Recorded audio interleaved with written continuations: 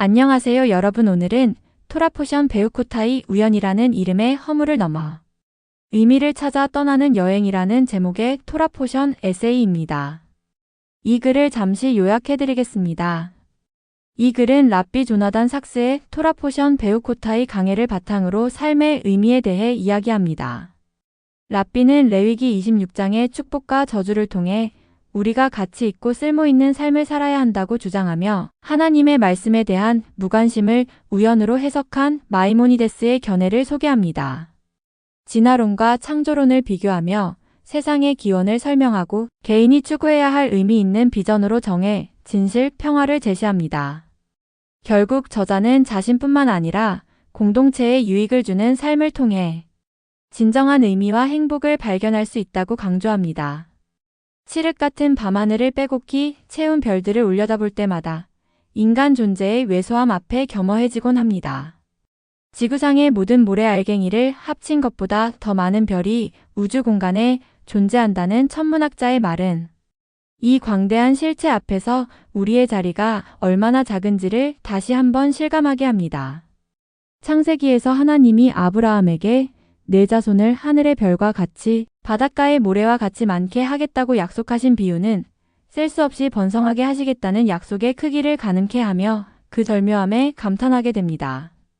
이번 주 토라포션 베우코타이에서 유대 사상가 랍비 조나단 삭스는 하나님께서 이스라엘 백성에게 주신 축복과 저주의 말씀에 주목합니다. 하나님은 율법을 따를 때 축복을, 그렇지 않을 때 저주를 내리시겠다고 선언하십니다.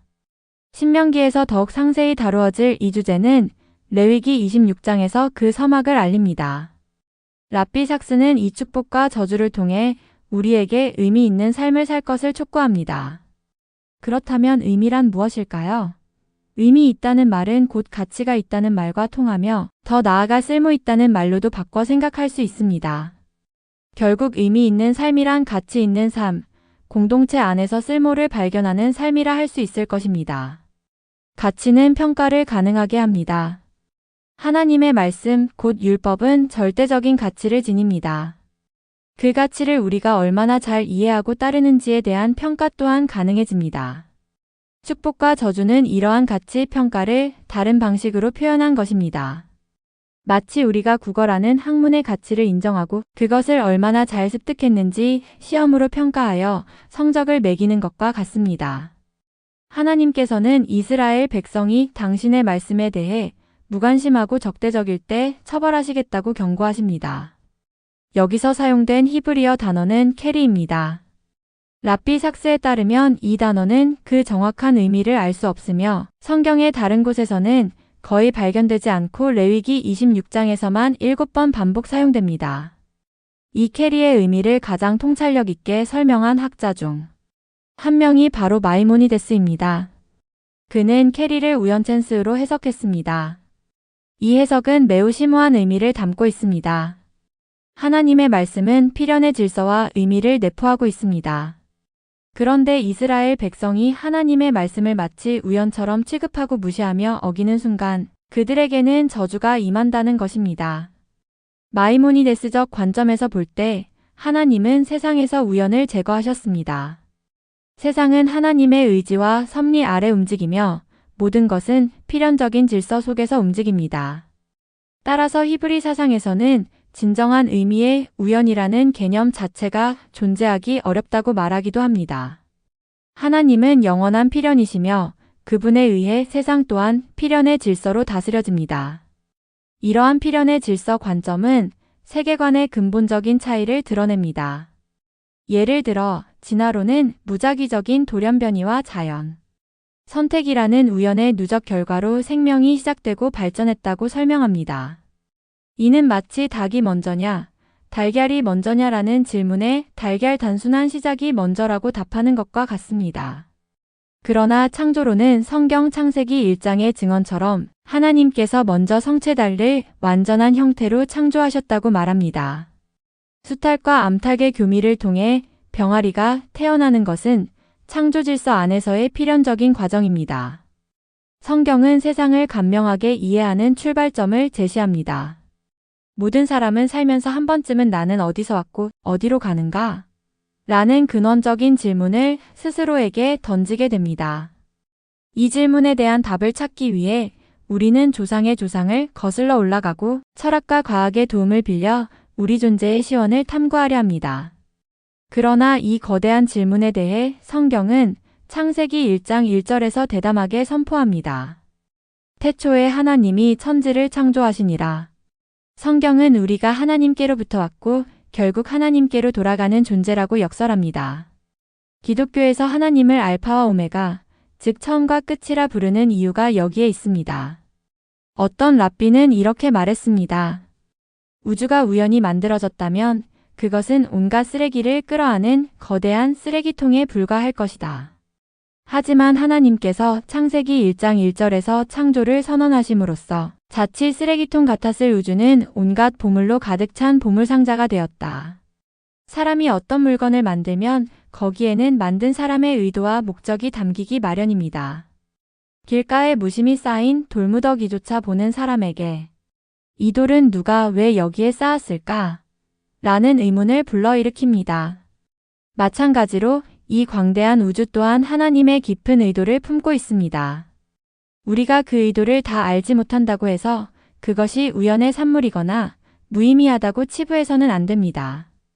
우리는 겸손한 자세로 우주가 담고 있는 하나님의 의도와 목적이 무엇인지 탐구해야 합니다. 이는 캐리, 즉 우연으로 치부하는 태도를 넘어선 필연과 목적을 향한 시선입니다. 그렇다면 구체적으로 무엇이 의미 있는 것일까요? 하나님은 그 존재 자체로 의미와 가치의 근원이십니다. 어떻게 알 수 있을까요? 그분은 생명의 근원이시고 완전한 자유를 지니시며 평화를 사랑하시는 분이기 때문입니다. 따라서 우리는 이러한 하나님의 속성에 비추어 의미의 기준을 발견할 수 있습니다. 생명과 자유 그리고 평화는 그 자체로 언제나 가치가 있습니다. 그러므로 생명이 번성하고 자유가 확장되며 모두가 평등하게 대접받고 서로 사랑하는 관계로 인해 평화가 진작되는 방향에 기여하는 모든 행위는 의미가 있다고 볼 수 있습니다. 하나님 나라는 모든 생명이 풍요롭게 번성하고 그 생명들이 어떤 차별도 없이 자유와 평화를 누리는 곳일 것입니다. 우리는 삶 속에서 이러한 의미를 발견하고 그것을 우리 삶의 비전으로 삼아야 합니다. 탈무드의 잠언집인 피르케이 아보드 1장 18절은 세상을 지탱하는 세 가지 기둥으로 정해 진실, 평화를 꼽습니다. 이 세 가지는 우리가 추구할 만한 의미 있는 비전이 될 수 있습니다. 사회정의라는 비전을 실현하기 위해서는 법조계 즉 경찰, 검사, 변호사, 판사 등과 같은 직업이 적합할 수 있습니다. 진실을 탐구하고 밝혀내는 비전은 언론계, 학계와 같은 직업군에서 빛을 발할 수 있습니다. 하지만 평화는 사실 거의 모든 사람이 비전으로 삼을 수 있는 가치입니다.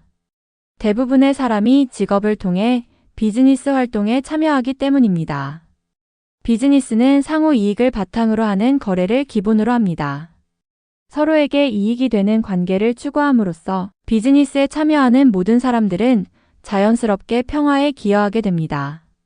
정의나 진실을 추구하는 직업은 소수일 수 있지만 평화에 기여하는 일은 우리의 일터에서 고객의 이익을 위해 최선을 다하는 것만으로도 충분히 실현 가능합니다.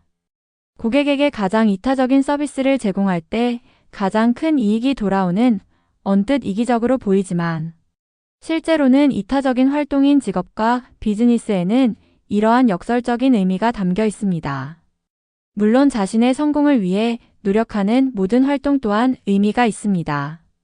개인이 건강하고 경제적으로 안정되며 사회적 지위를 얻는 것은 개인의 존엄성을 세우는 일입니다. 단, 이러한 개인적인 노력이 궁극적으로 타인이나 공동체에 긍정적인 영향을 미칠 때 그 의미는 더욱 확장됩니다. 하지만 그런 노력이 반드시 필요한 건 아닙니다. 생각만 바꿔도 우리는 의미를 더욱 확장할 수 있습니다. 어떤 랍비의 비유처럼 배고픔을 채우기 위해 빵을 자신의 입으로 가져가는 것은 육체적인 욕망의 실현이지만 그 빵을 가난한 이웃과 나누는 것은 영적인 욕망, 곧 사랑의 가치를 실현하는 행위입니다. 최근 문영배 헌법재판관의 후원자로 알려지며 조명받은 어른 김장하 선생님의 삶은 우리에게 큰 울림을 줍니다. 수백억의 재산을 기부하고 수많은 사람을 도왔다는 그의 삶은 의미 있는 삶이 무엇인지를 명확히 보여줍니다. 그가 기부한 돈은 시간이 지나면 언젠가 사라질 유한한 것이었을지 모릅니다. 그러나 그는 그 돈을 사람을 살리고 세우는 데 사용했고 그 결과 수많은 이들이 훌륭하게 성장하여 공동체에 기여하는 열매를 맺었습니다. 김장하 선생님이 문영배 재판관과 같이 그 도움의 손길을 받은 사람들이 잘 되는 모습을 보며 느꼈을 보람과 기쁨은 수백억 원을 오롯이 자신만을 위해 사용했을 때와는 비교할 수 없는 크나큰 기쁨이었을 것입니다. 그만큼 의미도 클 것입니다. 결국 의미 있는 비전은 공동체의 유익을 가져다주는 비전입니다. 그러한 비전을 실현하기 위해 특정 직업을 선택하거나 어떤 지위에 오르기를 열망하는 것은 매우 가치 있고 의미 있는 일입니다. 하나님께서 진정으로 우리에게 바라시는 바 역시 바로 그것일 것입니다. 삶에서 의미를 발견할 때 우리는 비로소 생기를 얻고 강한 동기를 부여받습니다. 내가 밥을 먹어 배가 부르는 기쁨도 크지만 내가 나눈 밥으로 인해 누군가가 행복해하는 모습을 볼 때 훨씬 더 큰 행복을 느낍니다. 타인에게 그리고 공동체에 작은 도움이라도 줄 수 있다면 그 모든 행위에는 깊은 의미가 담겨 있습니다. 랍비 삭스는 바로 그러한 의미 있는 일에 우리의 인생을 투자할 것을 우리에게 권면하고 있습니다. 밤하늘의 무수한 별들처럼 우리의 작은 의미 있는 삶들이 모여 세상을 밝히는 별이 되기를 바랍니다. 이 토라 포션 에세이가 마음에 드셨다면 구독, 좋아요, 알림 설정 부탁드립니다. 여러분의 성원이야말로 더 나은 콘텐츠를 만드는 가장 강력한 힘입니다. 다음에 더 좋은 내용으로 찾아뵙겠습니다. 감사합니다.